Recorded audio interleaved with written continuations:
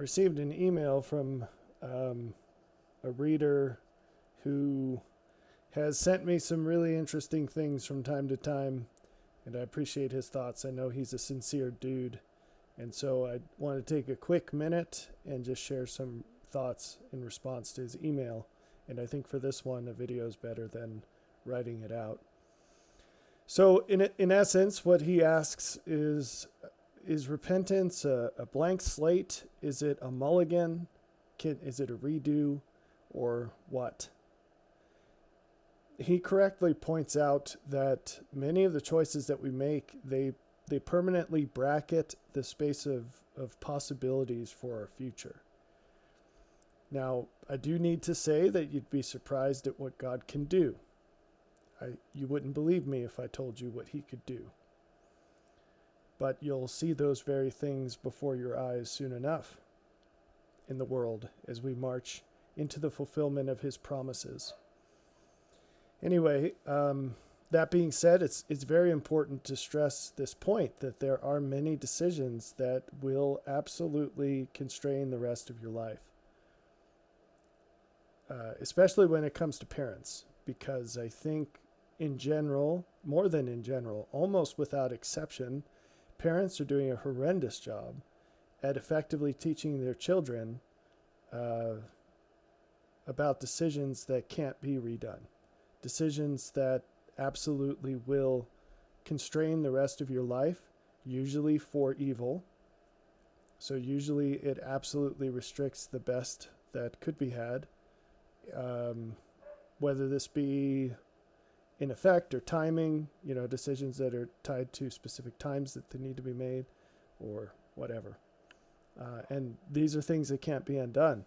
In fact, if you were designing the ideal life, what you would find is that it consists of a chain of exceptional decisions, an unbroken chain, in fact, that the relative difference between doing things exactly in the best way that they can be done at exactly the right time, it compounds at such a radical rate that, I just don't think that people, it would blow their minds. And as we progress into the times we're in, what is going to happen is that the value of things that were taken for granted until now, it's just the floor is going to drop out. And life as we know it will be revealed for the exceptional thing that it is. And so only exceptional people will still have it. And I am intentionally blurring a whole lot of details out of this, but hopefully you get the point. And it's on the shoulders of the parents to ensure that their children, their young children, are shepherded to that end through all the challenges that are upon us. And the normal path just is not enough. Okay, so that's my getting that out of the way. So I've done my duty with that. So, quote from the email, as I consider the changes I need to make, it can feel like living up to my full potential would require me to remake some decisions in the past. Okay, this is a very, like I said, he's a sincere guy. This is a very sincere point to make, and it shows that he's getting it. That's what that shows. So here's some quick ideas. What you're imagining as your full potential is not actually your full potential. What it would be is your full potential if you could go back in time and possess the body of your younger self with your full knowledge of everything you understand right now. Now, there is a reason that when we come to Earth, we don't remember anything. So the only reason you have that perspective is because you lived the precise life you have lived to this point. And I wouldn't want the job to have to sit there and parse out exactly what taught you exactly what idea, feeling, sense of value, whatever. So that's sort of a dangerous game to go back and say, well, I could have cut out all these other things and then I could have the good without the bad for who I am today. Good luck with that. I wouldn't want that job. That's not a job description I would apply for. So let's go through a few examples just to sort of have a scriptural illustration, a collection, a body of ideas from on this topic from the scriptures. So we've got King David.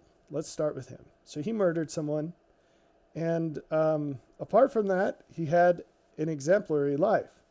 The Lord commended him for having a heart like him, except in that whole Uriah thing. So what's interesting is that David's character did not change after his, how should I say this? The trajectory of his life absolutely changed because he killed Uriah in one way, but it didn't change in another way.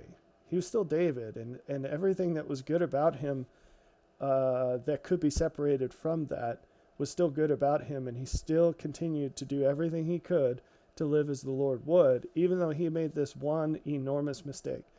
This is one mistake. It's an enormous mistake, but it's one thing. So on the one hand, did that have absolute impact on the rest of his life? It did. There's some interesting scriptures about how part of the penalty of this, or the effect of this, was that all the problems he had with his kids, it says, came from this. That was part of the effects of that choice. So, I mean, that's a really big deal. And you think of all the grief that he had, and the emotional pain, and also the physical issues, and also, I mean, more importantly, the suffering of everyone in his kingdom because of that choice. And it was one choice. But he still had a very full life, and he did an awful lot of good. In fact, you could probably, wouldn't be too much of a stretch to quantify his life as richer and more abundant than anyone else in his kingdom. If that's not true, it's probably pretty dang close to true. I think it is true by a long shot for various reasons. But here's the point. Will a person who makes a permanent mistake, that's what we're going to call it, ever have the life of a person who does not? The answer is no. That's sort of what makes it a permanent mistake. Will God forgive you? Yes.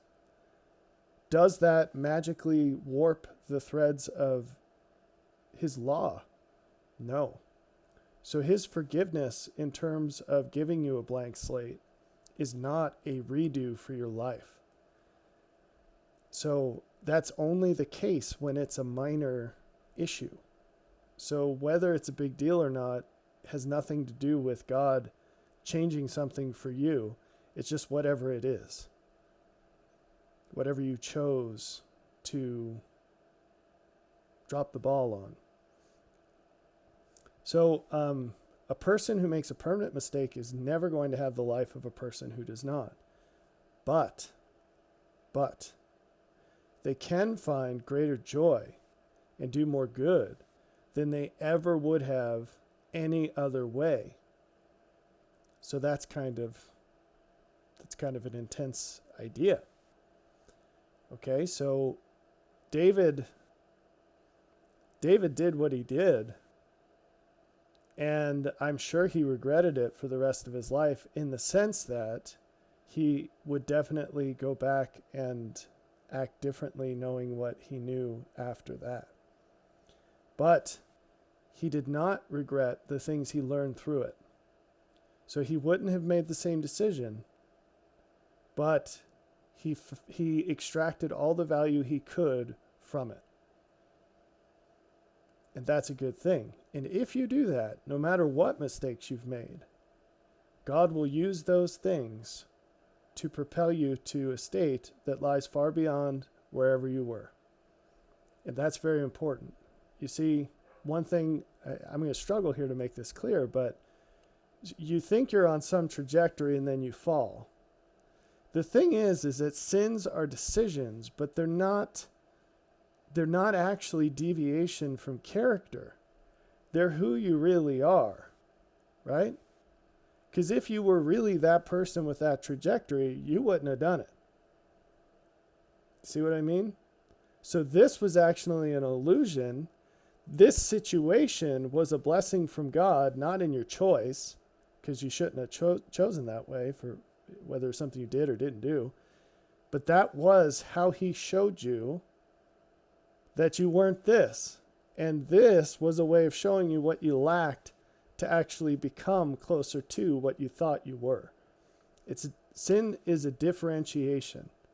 You're showing, or we can put it that way, you're showing that you are not the person that you thought you were. Okay, so, and that you can't reveal what lacks without also revealing how to become. That's a very important idea. You can't do either one of those things without doing the other. So that's not to say you have to sin to grow. That's not at all what I'm saying. You have to be criticized, though. You have to be instructed. You have to be rebuked. And so you either find and accept those instructions before you make choices, or you reject or ignore them and then choose wrong, and now you've sinned. So,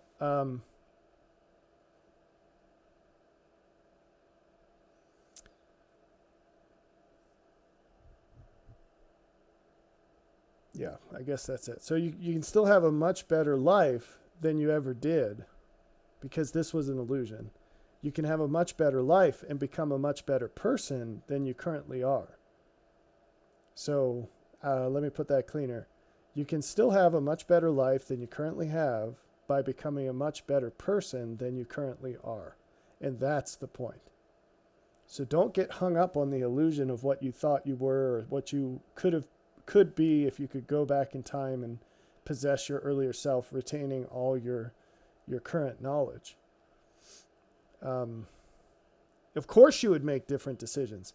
Anyone who says, I wouldn't do anything differently, is either an idiot or a liar. They might be both, but they're at least one. Because if you wouldn't do anything differently, you haven't learned anything. You haven't become any more like Jesus. Because Jesus would absolutely live your life differently, right? Because he knows so much more than we do, so much better. So now you can say, I wouldn't make the choices any differently because if I were in the same place, knowing the same things, it's exactly what I would have done because I was always doing my best, right? That's the life of a repentant person that's walking in the path of God.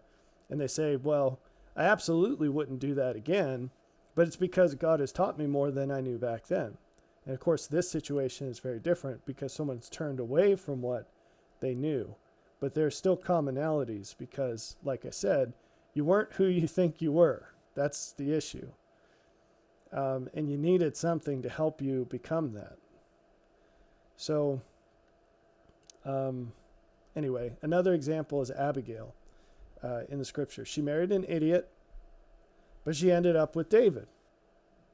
Now, Abigail never ever would have had access to or chosen King David if she hadn't first married the idiot. And so that whole thing changed her value structure, gave her opportunities to grow as a person and how she reacted to that. And she was still an incredibly faithful wife.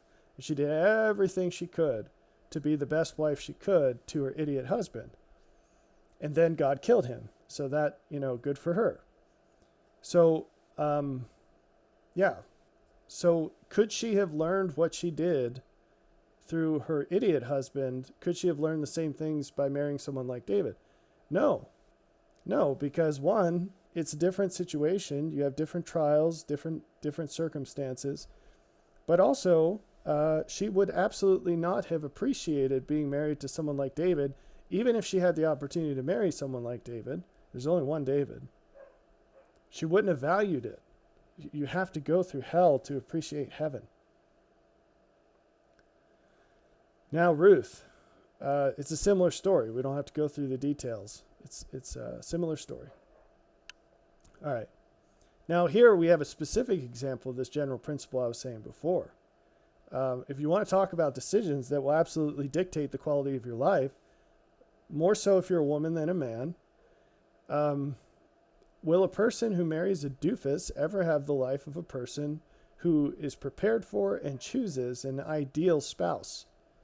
No, absolutely not. Will a woman in particular who marries a doofus, instead of becoming prepared for and choosing an ideal husband in her youth, will she ever have the same kind of life? No way. Nope. But they can find greater joy and do more good if they start wherever they are now and do the best they know for the rest of their lives. They'll find greater joy and do more good than they ever would have any other way. So I don't know, it seems kind of like a paradox, but it's pretty straightforward. So you can have a much better life than you currently have by becoming a much better person than you currently are, no matter where you are right now. And looking back on the past and saying, well, what would have happened if this, that, or the other? I think it's a good question, not something to obsess about, but it is a rich vein for God to teach you things, mostly correcting your misunderstanding about yourself and other people through the lens of the past. Because things aren't the way you think they are. They weren't the way that you think they were, and they're not the way that you think they're going to be. They're not going to be the way you think they're going to be. Okay, so it's good to accurately condemn your prior self for past mistakes. It's not good to pretend that your past self could have come to know what you now know in any other way than you did. Maybe that's possible, but I doubt it. And I don't know how you would know that unless God told you. So you can absolutely, just to be clear, you can absolutely learn everything God has to teach you without ever sinning. Jesus is the evidence of this. Okay? For the rest of us, it's theoretical because we've at least blown it once. But the point is, no matter where we are when we wake up to the fact that we've not done our best, the point is, whatever path is best for us starts right where we're standing. And so don't get discouraged by what came before when you're thinking in terms of the best that lies ahead. Don't think that God is limited in any way in the good he can do for you. And here's maybe the most important part. Don't put him in a tiny little box where you think all the good that he can give you has to come in the way that you think. And that's like, if Abigail was sitting around mourning the fact that she married this idiot, she never would have become the woman she needed to be to do for him what she did in protecting him from David killing him for being such an idiot. And she never could have ended up with David, which from all accounts, I guess, was a pretty happy deal for her. So any way you slice it, the point is, don't constrain God. Just trust him. If he says, follow me and I will lead you to the best that you could possibly have, don't think, because I made some mistake, God's not good enough to turn that into something good. Not, literally your choice, but whatever lies ahead. I mean, if someone can raise somebody from the dead, I wouldn't think that whatever mistake you made is actually going to limit him in any way in the long-term good that he does for you. And so looking on to past possibilities, that's it's really foolish. I mean, what do you know, right? So just look at him. Don't look at your past. Just look at him. Look at him. Run as fast as you can towards where you see him. And rejoice in every little thing you have around you right now. Because if you did that, you would have zero doubts that what is around you right now is overflowing joy. It's overflowing joy. And it doesn't matter how silly it seems or how lacking it seems. If you look at him in all things and you see how he is, you have to believe him when he says, I have oriented your life for the greatest possible joy for you, based precisely on how you are. It's a gift, and it's the most personalized thing that can be. And so just focus on him, look around you, and believe him. And all you need to do is do whatever you need to do to figure out what he would do in your place, and then do it. Do what he would do, think like he would think, feel like he would feel. And I guarantee you that you will run out of places to put the joy. Because that's how he is. And he is not limited by your choices in the past in fulfilling how he is.